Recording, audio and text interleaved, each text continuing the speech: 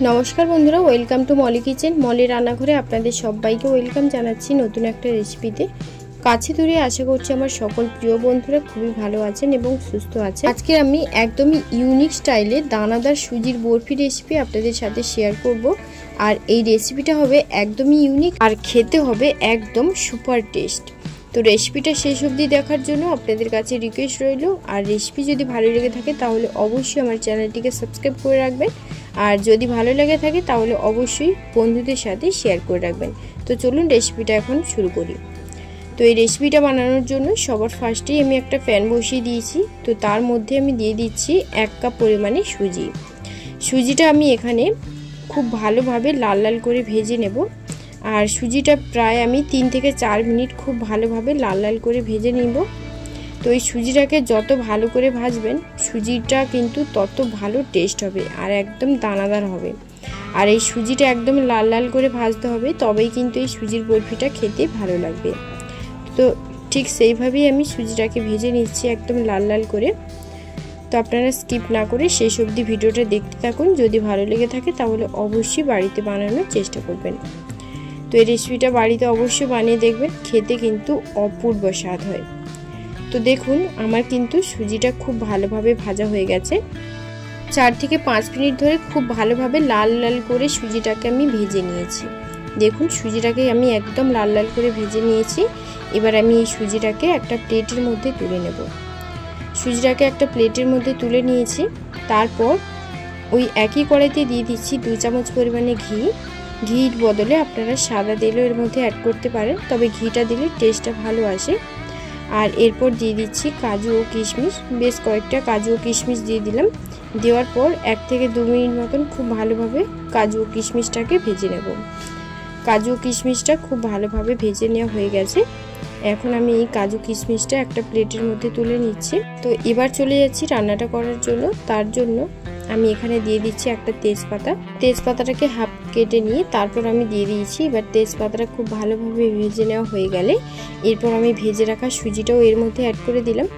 এবার সুজিটা ঘির সাথে খুব ভালোভাবে ভেজে নিতে হবে, মানে ঘির সাথে খুব ভালোভাবে মিশিয়ে নিলেই হবে, বেশি ভাজার প্রয়োজন নেই। তো খুব ভালোভাবে ঘিটা আমি সুজির সাথে মিশিয়ে নিয়েছি। আর দেখুন খুব ভালোভাবে মেশানো হয়ে গেছে। তো এই পর্যায়ে আমি দিয়ে দিচ্ছি 100 গ্রাম চিনি। তো আমি এখানে 200 গ্রাম সুজি যেহেতু অ্যাড করেছি, তো তার জন্য আমি এখানে 100 গ্রাম চিনি অ্যাড করেছি। 100 গ্রামের চিনি যদি আমি বেশি অ্যাড করি তাহলে কিন্তু ভীষণ মিষ্টি হয়ে যাবে। তো সেক্ষেত্রে আমি একদম পরিমাণ অনুযায়ী এখানে সুজিটা অ্যাড করেছি। আপনারা চাইলে এর থেকে বেশিও দিতে পারেন, সেক্ষেত্রে খুবই মিষ্টি হয়ে যাবে। যারা এর থেকে বেশি মিষ্টি পছন্দ করেন তারা কিন্তু এর থেকে আরও বেশি পরিমাণ দিতে পারেন। এরপর আমি দিয়ে দিচ্ছি হাফ চামচের মতো লবণ, মানে পরিমাণ অনুযায়ী এর মধ্যে লবণ দিলাম। এতে করে মিষ্টির ব্যালেন্সটাও ভালো থাকবে আর খেতেও কিন্তু অপূর্ব স্বাদ হবে। তো লবণটাও খুব ভালোভাবে মেশানো হয়ে গেছে। এবার আমি চিনিটা যতক্ষণ পর্যন্ত না গলে যাচ্ছে ততক্ষণ পর্যন্ত সুজিটা খুব ভালোভাবে ভেজে নিতে হবে। তো খুব ভালোভাবে মিশিয়ে নেওয়া হয়ে গেছে আর চিনিটাও কিন্তু বেশ অনেকটাই গলে গেছে। এই পর্যায়ে আমি হাফ কাপের মতন জল এর মধ্যে অ্যাড করে দিলাম। এর থেকে বেশি কিন্তু জল দেওয়া একদমই যাবে না, তাহলে কিন্তু একদম সুজিটা গলে যাবে আর একদম দানা দানা ভাবটা কিন্তু হবে না। তো সেই বুঝে এর মধ্যে জলটা অ্যাড করতে হবে। এরপর আমি দিয়ে দিচ্ছি 50 গ্রামের মতন গুঁড়ো দুধ আর দিয়ে দিচ্ছি ভেজে রাখা কাজু ও কিশমিশ। তারপর আবারও সব কিছু খুব ভালোভাবে মিশিয়ে নিয়ে যেইটুকু জল আমি এর মধ্যে দিয়েছি সেইটুকু জল কিন্তু একদম শুকনো করে নিতে হবে। একদম শুকনো করে নিলে তবে কিন্তু বরফিটা ভালো হবে। তো সেই বুঝেই কিন্তু সুজিটাকে একদম শুকনো শুকনো করে নিতে হবে। তো আমার এখানে জলটা দেওয়ার পর প্রায় আমি 7 থেকে 8 মিনিট ধরে খুব ভালোভাবে আমি মিশিয়ে নিয়েছি। আর জলটা শুকাতে প্রায় 7 থেকে 8 মিনিটের মতো সময় লেগেছিল। তো জলটা খুব ভালোভাবে শুকিয়ে নেওয়ার আগে আমি এখানে দিয়ে দিচ্ছি গ্রেট করে রাখা নারকেল। আপনারা চাইলে নারকেলটা কুড়েও দিতে পারেন। নারকেল কোড়াটা দেওয়ার পর আবারও খুব ভালোভাবে মিশিয়ে নেব। এবার সব কিছু খুব ভালোভাবে মিশিয়ে নিতে হবে আর সুজিটাকে একদম শুকনো শুকনো করে নিতে হবে। 7 থেকে 8 মিনিট ধরে প্রায় মিডিয়াম টু হাই ফ্লেমে খুব ভালোভাবে অনবরত কিন্তু নাড়াচাড়া করে সুজিটাকে একদম শুকনো শুকনো করে নিতে হবে। তো দেখুন আমার কিন্তু পরপর করে খুব ভালোভাবে সুজিটা একদম শুকনো শুকনো হয়ে গেছে। তো তো এই দেখুন, আপনারা দেখে নিশ্চয়ই বুঝতে পারছেন সুজিটা একদম আঠালো ভাব হয়ে গেছে। এই পর্যায়ে আরও 1 থেকে 2 মিনিট খুব ভালোভাবে নাড়াচাড়া করে নিয়ে তারপর আমি একটা প্লেটের মধ্যে তুলে নেব। তো রান্নাটা কিন্তু আমার প্রায় কমপ্লিট। তো এখন আমি এই সুজিটা তুলে নেব। তো দেখুন একদম শুকনো শুকনো করে নিয়েছি। এবার আমি গ্যাসটা অফ করে দিয়ে তারপর একটা প্লেটের মধ্যে তুলে নেব। তো তার আগে যেই প্লেটে আমি রাখবো, মানে সুজির বরফিটা তৈরি করব, তো তার মধ্যেই আমি দিয়ে দিচ্ছি সামান্য পরিমাণে ঘি। ঘিটা দেওয়ার পর খুব ভালোভাবে প্লেটের মধ্যে মাখিয়ে নিতে হবে, না হলে কিন্তু সুজির বরফিগুলো উঠতে চাইবে না। তো সেইভাবে করে আমি খুব ভালোভাবে প্লেটের মধ্যে প্রথমে ঘিটা আমি মিশিয়ে নিচ্ছি।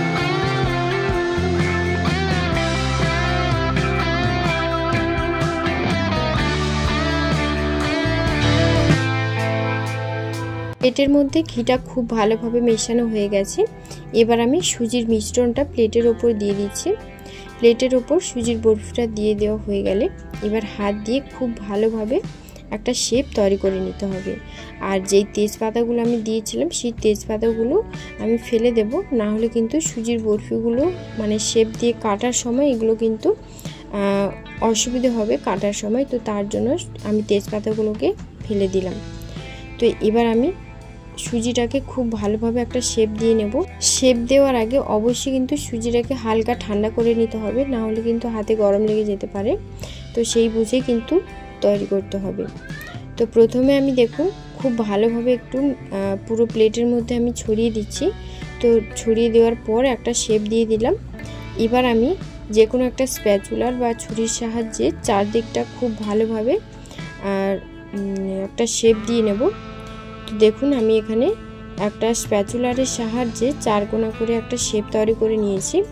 এইভাবে করে আমি তো শেপ করেছি, আপনারা আপনাদের পছন্দ অনুযায়ী একটা শেপ বানিয়ে নিতে পারেন। তো দেখুন খুব ভালোভাবে শেপ দেওয়া হয়ে গেছে চারপাশটা। আর চারপাশটা খুব ভালোভাবে মানে একদম চৌকো শেপ করে আমি এখানে যেহেতু বরফিগুলো কাটবো, তো তার জন্য খুব ভালোভাবে চারপাশটা আমি শেপ দিয়ে নিয়েছি। দেখুন চারদিকটা খুব ভালোভাবে শেপ দেওয়া হয়ে গেছে। এবার যেটা করব, ছুরি দিয়ে আমি বরফিগুলো শেপ দিয়ে নেব। আমি এখানে চৌকো শেপ করে আমি বরফিগুলো তৈরি করছি, আপনারা আপনাদের পছন্দ অনুযায়ী শেপগুলো বানিয়ে নিতে পারেন। তো দেখুন আমি খুব ভালোভাবে প্রথমে এক দিক কেটে নিলাম। তো একদিক খুব ভালোভাবে কাটা হয়ে গেলে অপর দিকটাও একইভাবে কেটে নিচ্ছি। তো খুব ভালোভাবে কাটা হয়ে গেলে ওপর থেকে একটু দেখতে ভালো লাগার জন্য কিংবা গার্নিশের জন্য একটু ওপর থেকে ড্রাই ফ্রুটস দিয়ে দিচ্ছি। এর মধ্যে আছে কাঠবাদাম, পেস্তা, আর ওপর থেকে একটু নারকেল কোড়াও দিয়ে দিচ্ছি। এটা দেখতে ভালো লাগবে আর খেতেও ভালো লাগবে। আপনারা চাইলে যে কোনো ড্রাই ফ্রুটস এর মধ্যে অ্যাড করতে পারেন। আমি আমার পছন্দ অনুযায়ী এখানে আমি এই ড্রাই ফ্রুটস অ্যাড করেছি। তো দেখুন বন্ধুরা, আমার কিন্তু দানাদার সুজির বরফিটা কিন্তু একেবারেই রেডি হয়ে গেছে। এই সুজির বরফিটা খেতে এত অপূর্ব লাগে যে আপনারা না বানালে বুঝতেই পারবেন না। সুজির তো অনেক ধরনের রেসিপি বানিয়ে খেয়েছেন, অবশ্যই কিন্তু এইভাবে একবার দানাদার সুজির বরফি আপনারা বাড়িতে বানিয়ে দেখতে পারেন, খেতে অসাধারণ লাগে। তো রেসিপি কেমন লাগলো কমেন্টে কিন্তু অবশ্যই জানাবেন এবং লাইক দিয়ে চ্যানেলটিকে সাবস্ক্রাইব করে রাখার জন্য আপনাদের কাছে অনুরোধ রইল। এবং যদি ভালো লেগে থাকে তাহলে অবশ্যই বন্ধুদের সাথে শেয়ার করে রাখবেন। সবাই ভালো থাকবেন, সুস্থ থাকবেন। ধন্যবাদ। Thanks for watching my video.